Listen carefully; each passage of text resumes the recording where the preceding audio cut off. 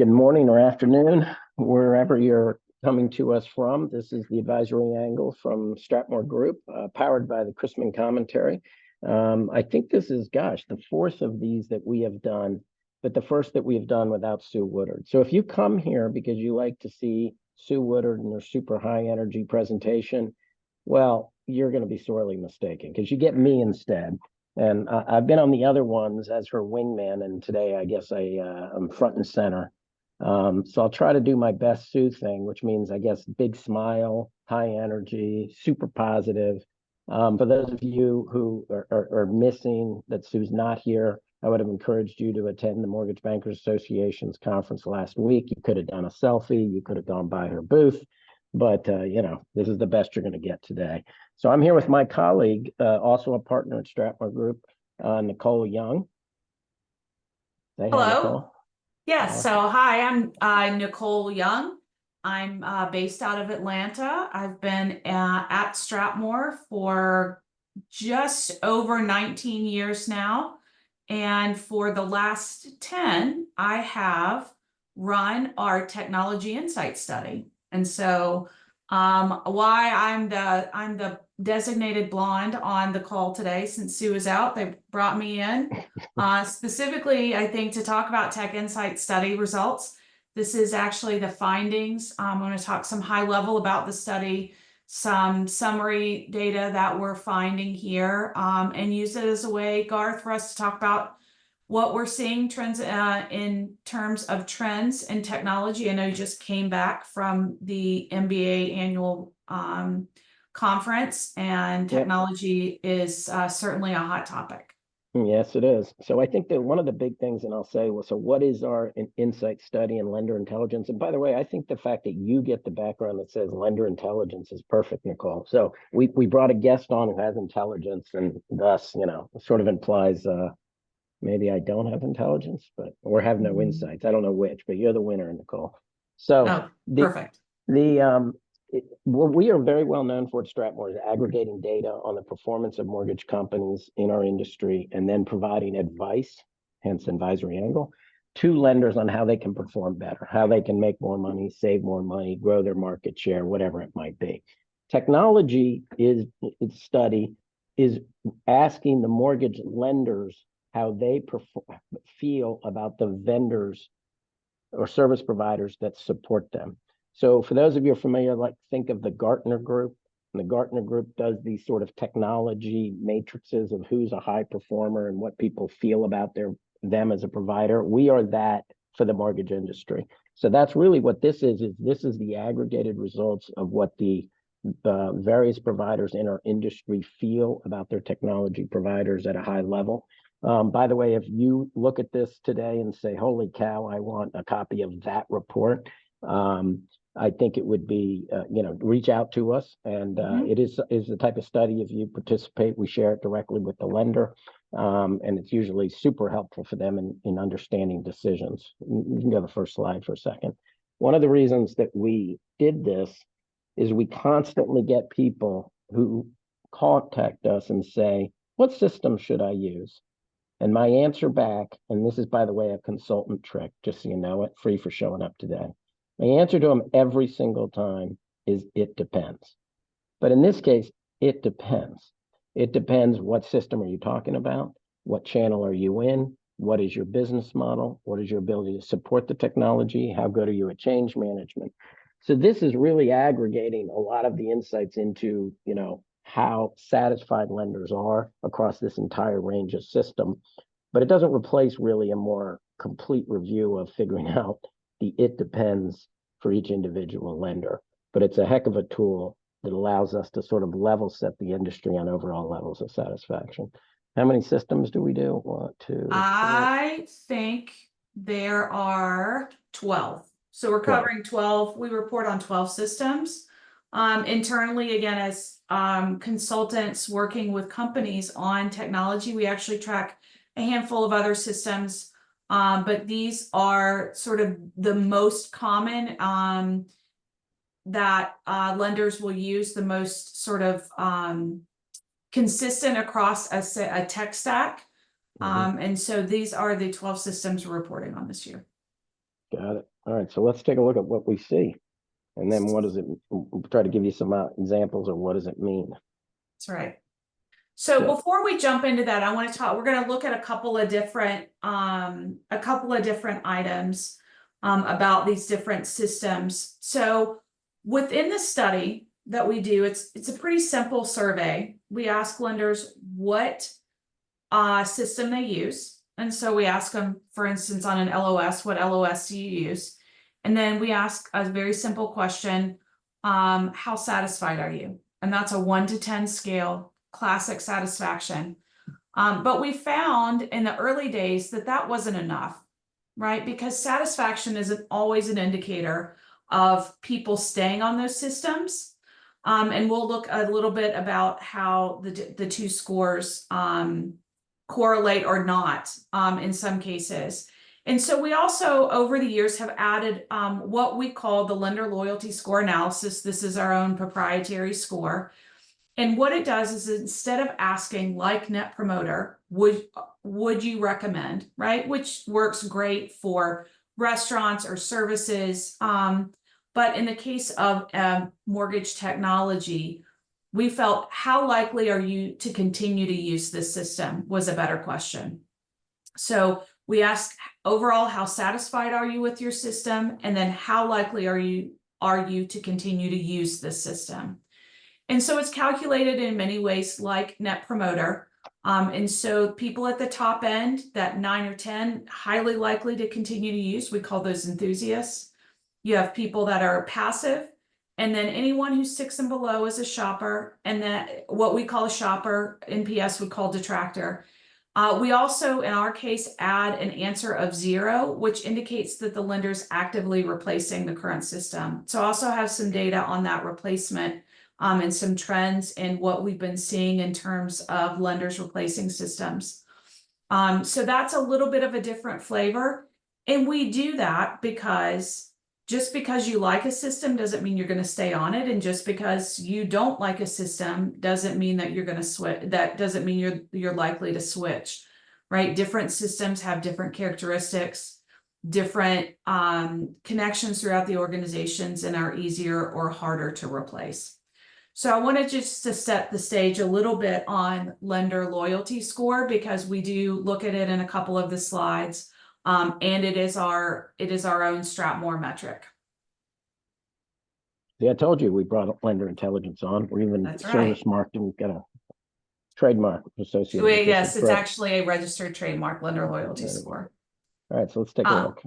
And so whereas the satisfaction scores are on a 10-point scale, lender loyalty gets reported on a 100-point scale. So -100 means everybody's in the shopper or replacing category. So everybody's not likely to continue to use the system, whereas a +100 means everybody's an enthusiast, highly likely to continue to use the system. So that's sort of the range of that scale, whereas a traditional satisfaction goes from 1 to 10. Excellent. So let's look at how the system summary. So this is high level, and looking at what systems people like. And this is not sorted. This is sort of this is in the order of a tech stack, sort of how we think about the mortgage tech stack. And so there's a lot of numbers. My background is in finance. So for me, this is a really light spreadsheet. I like to have as many small numbers as possible. So I try to make this a little more digestible. But let's just take a look at what we're seeing. So look at I start with loan origination system because it's the heart of a mortgage tech stack. Everyone has one. It's what everybody is most interested in. It's really what, is this sort of cornerstone of all that technology. So overall satisfaction, it's at 7.1. Okay, so C, right? Not great out of 10. Not terrible, right? 7.1 overall satisfaction. How does that compare to other systems? Well, the system that scores the highest is the production pipeline hedging system. So it comes in at the highest overall satisfaction score at 8.3. Closing automation close behind it at 8.1. And so you got two systems in the eights. Both of those are pretty specific for what they're doing, right? They're not trying to be all things to all people. They have a very specific sort of work path and workflow. And so I think that makes it easier for them to serve their customers and set expectations, right? I think a lot of times meeting or not meeting expectations helps drive these scores. But production, pipeline, hedging, closing, automation sit at the top. And then you'll see you got a bunch of folks in the sevens. So a lot of these systems kind of range in the 7 satisfaction score. Servicing systems actually are the lowest overall satisfaction at 6.8.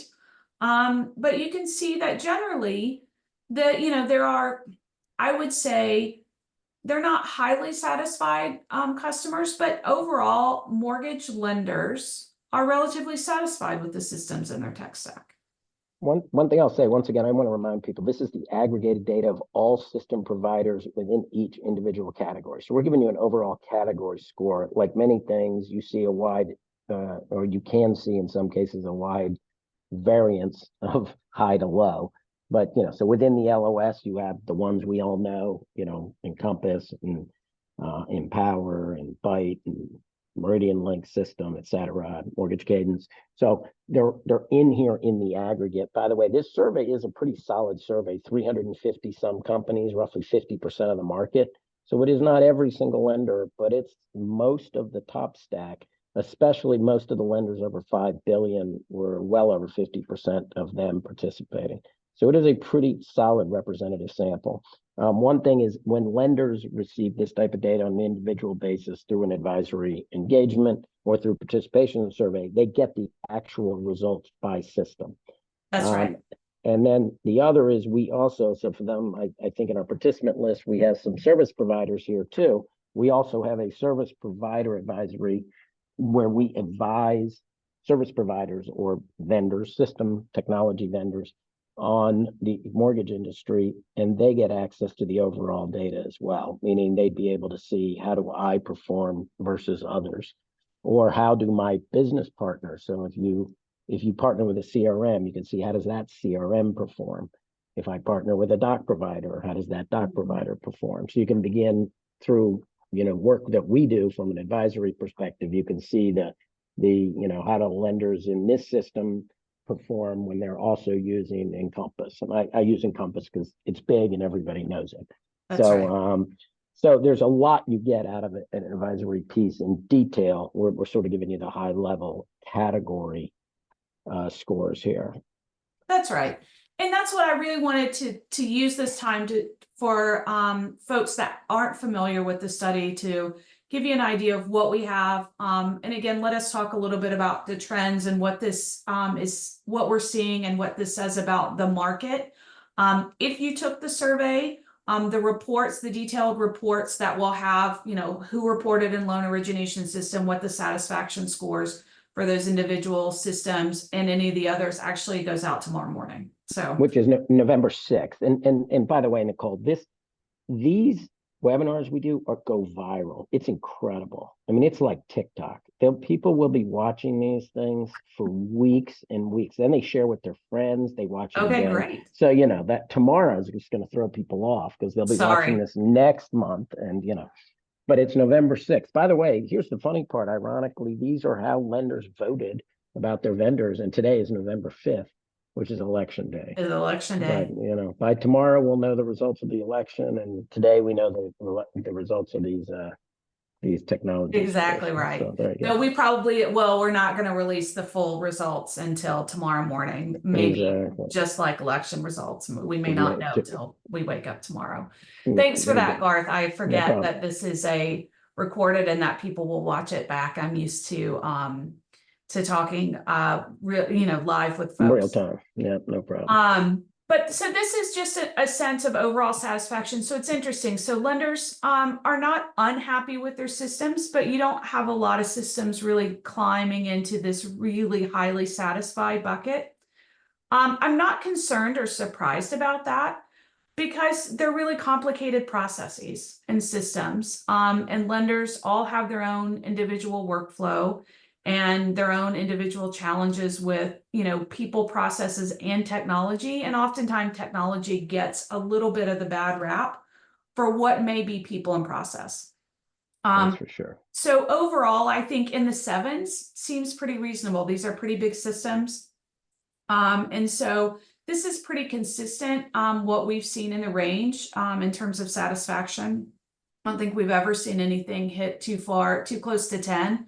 I just think there's, they serve a lot of different constituents and a lot of different kinds of lenders. But let's look at lender loyalty, because I think that's interesting. And so it's on a 100-point scale.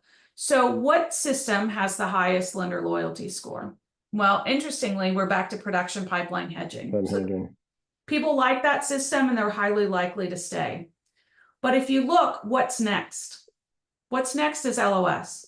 So LOS is not anywhere close to second in terms of satisfaction, but it's the second highest lender loyalty. And that gets back to the point I made earlier, and it proves the point of why we ask both questions. Because while the satisfaction sort of falls somewhere in the middle or on the low end of the range of systems, the lender loyalty score is really high. And what that means, what that tells me, is that LOS systems are really hard to replace. Yeah. And so as we look ahead, and and as you look at, like, well, does a low satisfaction score mean everybody's coming off the system? Not necessarily. A loan origination system and replacing that is a very daunting task. And if you think about the context of when people answered this survey, we're also in still a really challenging market. And we certainly were for the first half of the year, an even more challenging market. And so to me, this makes a lot of sense, because whilst lenders aren't, raving fans, they're not, 10 out of 10 satisfaction with their LOS, they're highly likely to stay, because it is such a big undertaking.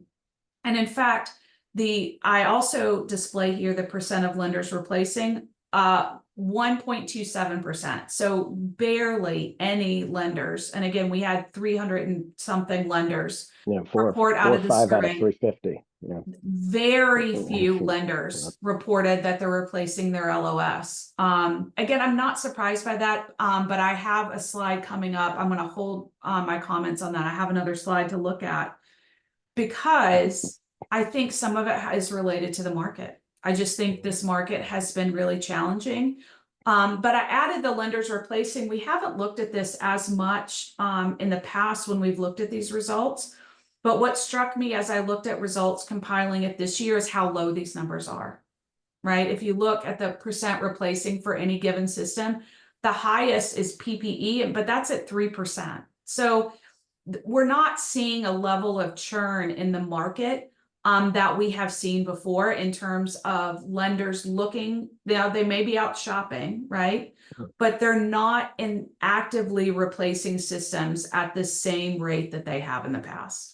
Yeah, by the way, some of this I think is dictated. Some of the bigger systems have longer contracts. The longer contract may make you dissatisfied, showing up as a low detractor in lender loyalty score. But are you actively replacing? No, because I've signed a contract through 2027, as an example. That's right. So I think that also mutes. I mean, actively replacing means, you're kind of in the home stretch of saying, I've made a decision. I probably was detractors in previous years. I've made a decision and I'm doing it. So, That's right. It also is always going to be a fraction of that, the percent of detractors that are represented in the lender loyalty score, I think. That's right. And I also think that it shows up too in systems, say underwriting automation, right? Again, 7.3, so not the best, not the worst, sort of in the middle of the pack in terms of satisfaction, but has the lowest lender loyalty score. And I think that's because it's a system that doesn't, it's relatively new, right? This is a relatively new set of technology that people are adding to their stack. And they don't have long contracts, right? It's sort of, are we trying it? Is it working? Is it coming in and out? And so while the satisfaction on that is not particularly low, the lender loyalty score is low. Yeah, I think the other one you get in there, it's like you said, it's new. And really, it is a point of trying to say, I want to do my existing process substantially better. And until I prove to myself I am, and I'm going to save money by perhaps having less underwriters or faster turn times, you get into this sort of, it's moving the needle, but I'm not sure it's moved the needle yet. That's right. Enough for what I was trying to do. And maybe I have the technology, but I haven't fixed the people and the process around it. Yeah, well, there you go. There's your advisory angle. We talked Right about there. this. It's people, process, and technology. So no one vendor. And once again, I want to reiterate too. This is the aggregate or law of large numbers here, because there are certainly, when we talk to clients, there's some wows when you see certain providers within each individual space compared to others. So yes. do you want to take a look at the next one? Yes. So this is just what I've done is plot the lender loyalty score and overall satisfaction. And so the green line is overall satisfaction from best to worst, right? So again, a pretty tight band. And this is where we see production pipeline hedging, right? High overall sat, high lender loyalty. And then if we look all the way at the end, loan origination system, it's the one where the orange line crosses the green. Yeah. And so that makes it a little bit of an anomaly, but that's what the loan origination system, it is a big decision. There are contracts in place and there's a lot of people, process, and technology decisions made around that. And so it doesn't always behave as we would expect. And underwriting automation also stands out here. It's got the biggest gap between overall SAT and lender loyalty. So we were talking about that. I think we covered a lot of that, but this is another way to look at it and another way that we sort of look at how the two scores relate. Yeah. What's the next? So let's talk about also why lenders are satisfied or not. So within this survey, if they answer a high satisfaction, right? I'm 8, 9, 10 satisfaction. I'm highly satisfied. I ask them why. And it's a pop-up, it's like a pop-up question, and it's a check all that apply, right? So they can choose all that apply. I've got about 15 items on that list. Same thing for if you answer 4, 3, 2, or 1, if you're dissatisfied, why? And this kind of came organically out of this study and working with clients on, well, why do you think they're doing so much better? What's driving? Why would they one system score higher than the other? And so that's what we added these questions. So this is aggregated across all systems. So all 12 systems we just saw, the reasons driving satisfaction. What are the reasons that people like their systems? For the first year that we have seen, overall user experience is number 1. Yeah. Every other year, it's been functionality. So it's all been about, does the system do what I expect it to do? But this year, overall user experience. So that tells me lenders are looking for, and I think it actually leads into the other items below, right? So what's second? Ease of integrations, right? So they want something that's got a good user experience. That's often comes because integrations are easy, right? And it's a seamless user experience across whatever platforms. And that then leads to system adoption. Because we heard for years, I have this great system, but I can't get my people to use it. They won't use the features. They won't log into this. I have this cool system, but it's what they would call the swivel chair. You got to go from one system to the other. And that's where I think we're starting to see what really matters to lenders is that it needs to be integrated. And that leads to system adoption by the staff. And that then improves the overall user experience. So I think these 3 items have really bubbled up of what really matters. Obviously, the system needs to do what it's supposed to do. It has the right functionality and then be easy to use. Yeah, one comment I'll make here, there are a few vendors that we see have gotten extremely high scores, and I'm not going to reveal who those are. Contact us if you'd like more information, because that's a specific of the report. But where we see that, especially this past year, is where the system was easy to use, and had high adoption. And adoption bites vendors in the you know what. Because if you build a beautiful system and the lender commits to it and it's integrated with your base platform, that's 3 steps. But if you can't get adoption, which is also people process involved, but it's also, does the vendor help you on the adoption cycle as well? If you don't get adoption, you're going to end up with lower lender loyalty score because That's right. your decision maker is sort of like, yeah, I'm not getting enough out of this yet. And it could be that if it, you can't get people to log in and use it, some of it's as silly as, it's not that easy to reset my password. Some of it is I log in and I'm confused. So I just get, ADD and move on to something else. But in some cases, it's also, it doesn't handle enough of the critical use cases to move value for the lender. So it just little by little, it has foot faults that make it not as helpful overall.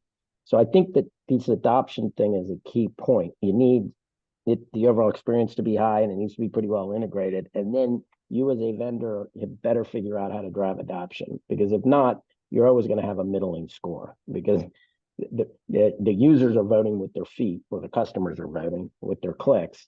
And if they're not using the functionality, your scores are going to reflect that. And That's right. And when you get into super challenging markets like we've been in for the last year and a half, we have seen folks turn off certain capabilities in the system or just stop using systems because there's no ROI because they can't drive adoption.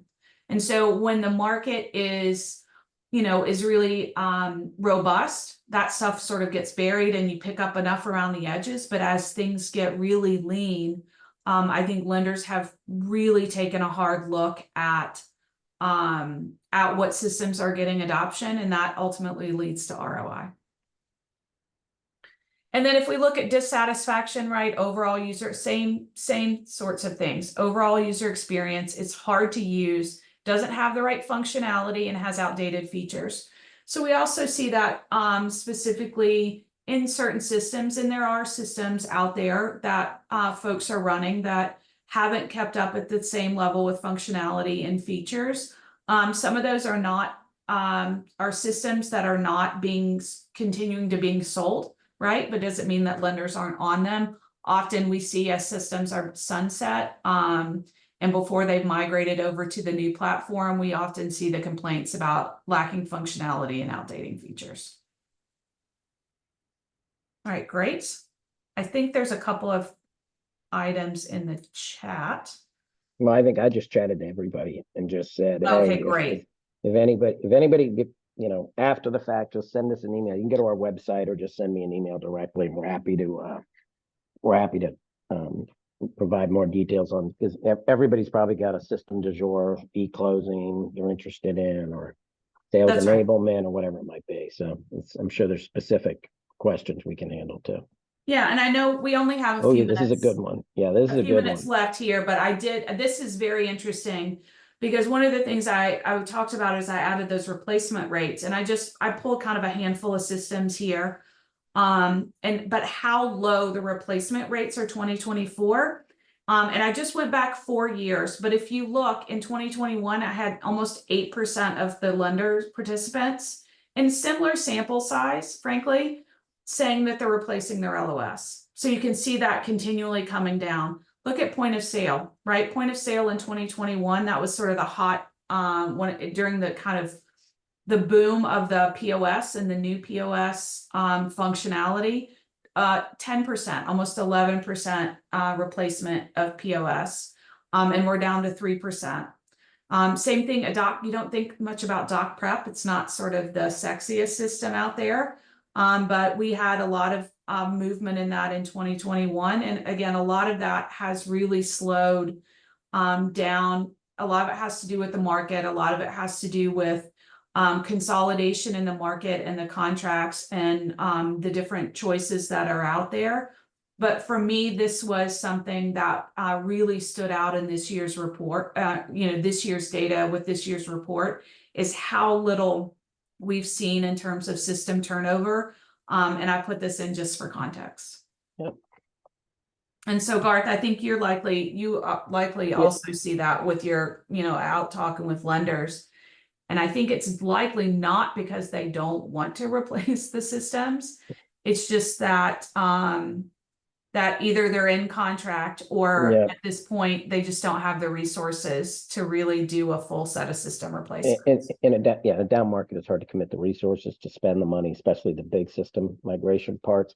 I think the contract factors in here. But I do think also, if you were a vendor looking at this, you'd say, good God, only 3% of these people ever churn. And I'm not quite sure that's the conclusion. I mean, if I was looking at point of sale or 1.27% on origination. Mm-hmm. If you look at the lender loyalty score, what the customers are saying is, I'm not really that satisfied, but I've also not seen anything that's made me want to replace. So Mm-hmm. you could look at the glass. I mean, literally, when you are a 50% lender loyalty score, you are a glass half empty, half full, roughly half. So it there's an opportunity there for the ambitious and some of the new providers, but it's got to be a very meaningful and compelling value proposition to change, and or a very compelling likelihood to drive a decent ROI for the business. We hear that one from the lenders all the time. What is the return? And we do a fair amount of work on that. And it's tricky, but it's tricky to nail that down. But you need to have a path that says, I'm doing this for this reason. You need to have a path to getting high adoption to get that return, and you need to commit into trying to drive it. So if you're a vendor, you kind of got to look at all three of those elements in order to say, this is how I'm going to get people to change, even though the likelihood of the overall market changing in any one year is pretty low. That's right. Great. Well, I have added here QR codes. So while I have so reported advanced. on lender intelligence, that's what we just reviewed, the high level results. And November 6th is when the report gets sent to all the folks who have taken it. However, the survey is not closed. Yeah. So if you're interested in having the information, you can take the lender intelligence module. There's 2 modules, lender intelligence, and about once a week, I will go through and look and vet the responses. And so if you've completed the survey and actually answered it and not spaced all the way through it, and are a lender, then I will provide you the report. So there's still a way to get the detailed report. You take the lender intelligence survey. And then on November 6th, the digital innovations will open. And it is a survey that is not focused on systems, but on digital capabilities and looking at what capabilities lenders have live, where they are in terms of adoption, and then looking ahead to what is sort of the emergent trends in terms of digital. So that survey will be live also on the morning of November 6th. Yeah, that's awesome. So that one's going to be into next year, but that's when anybody here, if you say, hey, I like this methodology and all that, scan that QR code, and we'll be looking for you tomorrow.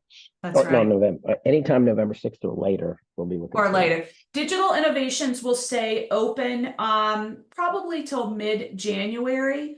I used to do it a little bit earlier, but I've really pushed it off to do kind of at the end of the year, because I want to give lenders time to get those capabilities up and running. We used to do it a little bit earlier, and I felt like we always caught people in mid-cycle. And so that's why we do the timing the way it is. And that will get reported out early first quarter 2025.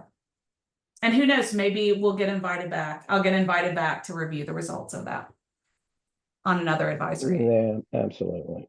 Lender intelligence, we appreciate your contribution to lender intelligence, Nicole. I also think, by the way, one of the coolest things is the head of you speaking in front of the slides. I think that's just slick as heck. So, if anybody's seeing that for the first time, you can say, ooh, I learned about that on my STRATMOR. So I would say, hey, the tech space, it's a tough space for sure. But I would say, number one, there are certainly, especially within our detailed results, lenders who've got some real success stories on leveraging the right service providers and vendors. And there's also vendors who've got some pretty amazing high satisfaction within each of the categories, even when the overall category might be average. So I think the devil's in the details. And as I started with, what is the best system? What's the system I should use? It depends. But we certainly have the data to help you make that answer, which one is the best one for you. So I think we're ready to sign off and look for some additional information. By the way, we'll also be posting links to this within the Chrisman Commentary, and you can watch it on YouTube or wherever else Robbie's going to post it. So we appreciate the opportunity to be here. I hope you're not too disappointed with Sue's absence, but she'll be back next month because we do this monthly for our next presentation. So thank you so much.